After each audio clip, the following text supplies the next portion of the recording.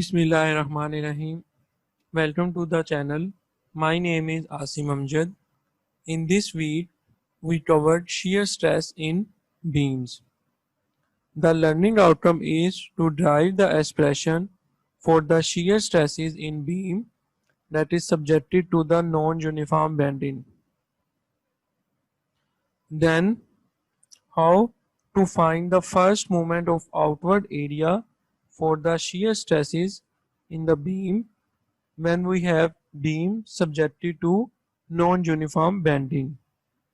And finally, we are going to sketch the shear stress distribution for the cross section and also list the assumptions and limitations for the shear stress formulation. So far, our bending theory lectures, as we said that our pure bending theory, the flexure was under a constant bending moment, so there was no shear force present. But we can now have a non-uniform bending, so we get a beam bending. But in addition to the bending, due to this non-uniform or this force per unit length being applied to our beam, we also get the shear stresses. And so we get the flexure bending moment in the presence of shear force, and also the moment changes now along the length of the beam. So let's go ahead and take out a small differential element dx of that beam and draw its free body diagram. In fact, we draw this same free body diagram when we look at shear moment diagram that in previous week video lectures. And so here's our differential element with the force Qx acting on it and the forces in movement acting on it. So the neutral axis will be located, and then we are going to restrict this to elastic region.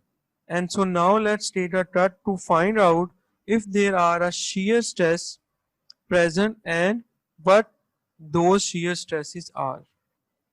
And for now, let's state a distance to the extreme fiber is C, and we call the distance to wherever we want to make our cut to the distance Y. The diagram of the below cut is shown here, and all the forces are shown in the X direction because we are only worried about shears in the X direction, and we have dot stress on either side. When you multiply them by area, you are going to get forces.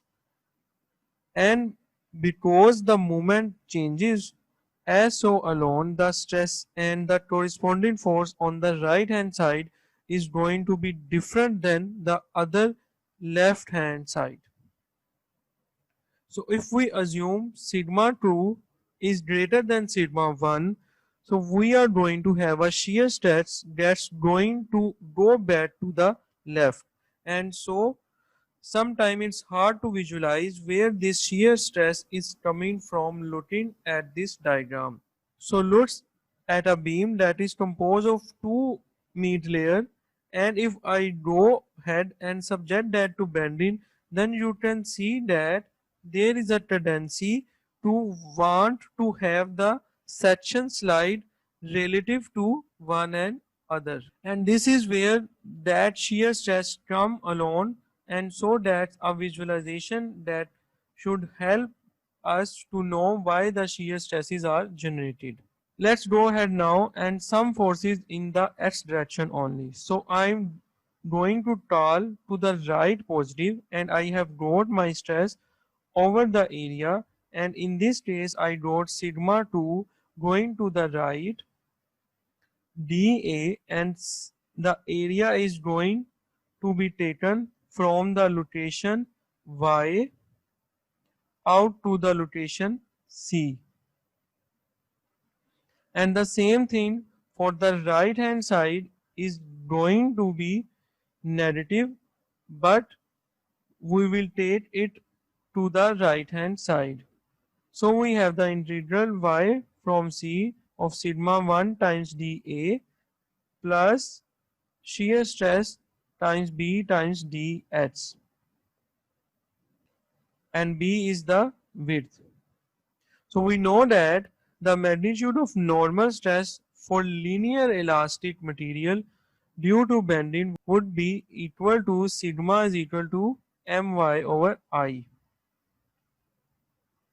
So substitute this sigma term into this sigma.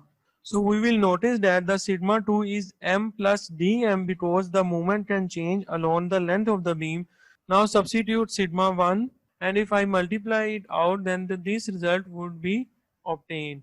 So this term would be cancelled out to this term because these are the equal. Let's look at this term, the integral from y to c of y times dA, and you you will recall that when we went to locate the neutral axis, we set the integral of the area y times dA over the area equal to 0.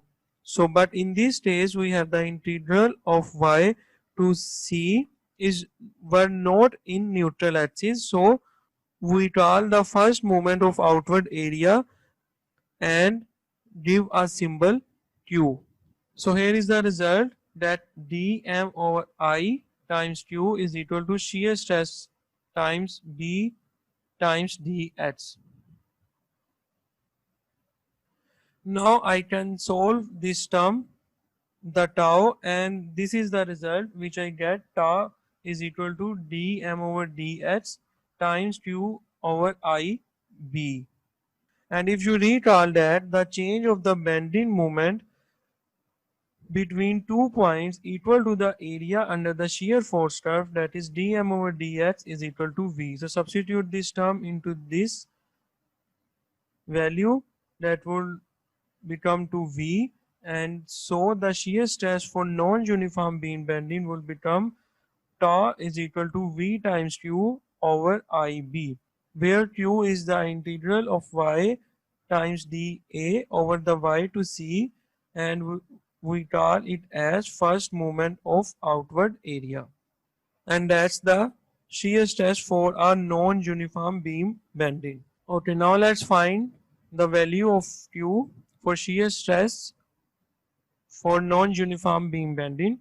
So here's our cross section. Does it necessarily have to be a rectangular? But I'm showing here a rectangular one. And we'll do some other cross section as well. I show my neutral axis that we want to find for the shear stress and the distance y from the neutral axis.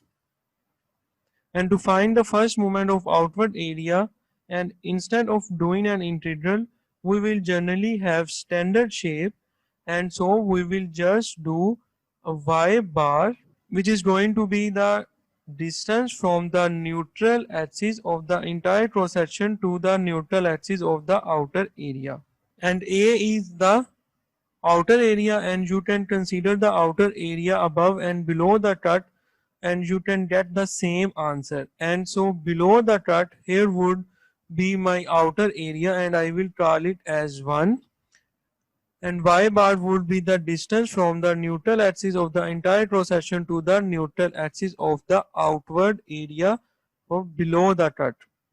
Same thing, you will get the same result if you look at the outward area being up above the cut and taking y bar from the neutral axis to the neutral axis of the outward area above the cut.